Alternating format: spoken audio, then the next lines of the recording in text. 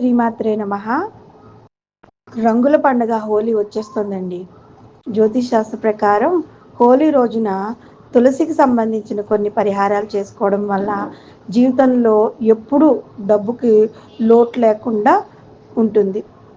అలాగే సంపదకు దేవత అయిన లక్ష్మీదేవి ఆశీస్సులు ఎప్పుడూ ఉంటాయి.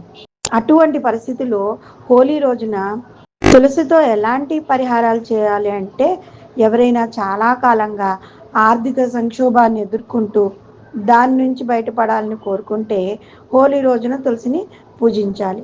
పూజ సమయంలో తులసి మొగ్గలను ఎర్రటి గుడ్డలో కట్టి దాన్ని పర్సులో లేదంటే ఇంట్లో బీరువాలో కానీ భద్రంగా పెట్టుకోవాలి. ఈ పరిష్కారాన్ని చేయడం వల్ల లాభాలు కలుగుతాయని, ఆర్థిక ఇబ్బందులు తొలగిపోతాయని ఒక విశ్వాసం. లక్ష్మీదేవి తులసిలో నివసిస్తుందని అందరికీ తెలుసు కదా. అందుకే హిందువులు తులసి మొక్కను తమ ఇంట్లో పెంచుకుంటారు. ఎవరైనా తమ ఇంట్లో లక్ష్మీదేవి నివసించాలని కోరుకుంటే హోలీ రోజున ఇంట్లో తులసి మొక్కను నాటాలి. తులసిని నియమాలు, ఆచారాల ప్రకారంగా పూజించాలి.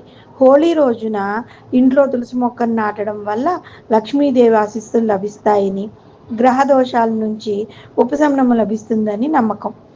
హోలీ రోజున ఉదయం స్నానం చేసిన తర్వాత లడ్డూలు చేసి కృష్ణుడికి నైవేద్యంగా పెట్టాలి. కృష్ణుడికి అభిషేకం చేసిన తర్వాత ఆ లడ్డూని నైవేద్యంగా పెట్టాలి. అభిషేకం సమయంలో తులసి దళాలను ఆ నీళ్ళల్లో చేర్చి అభిషేకం చేస్తే చాలా మంచిది. రంగుల్ని కృష్ణుడికి అలంకరించాలి. కృష్ణుడితో హోలీ ఆడాలి. హోలీ రోజున ఇలా చేయడం వలన శ్రీకృష్ణుడు చాలా సంతోషిస్తాడట. పెండింగ్లో ఉన్న పనులు పూర్తవుతాయని కూడా ఒక నమ్మకం ఉంది. ఇంట్లో వాస్తు దోషాలు పోవాలి అంటే ఇందుకోసం హోలీ రోజున తులసిని పూజించి తులసి మాతకు రంగులు పూయాలి. ఈ పరిహారం చేయడం ద్వారా వాస్తు దోషాలు తొలగిపోయి లక్ష్మీదేవి ప్రసన్నరాలవుతుందని నమ్ముతారు. శ్రీమాత్రే నమః.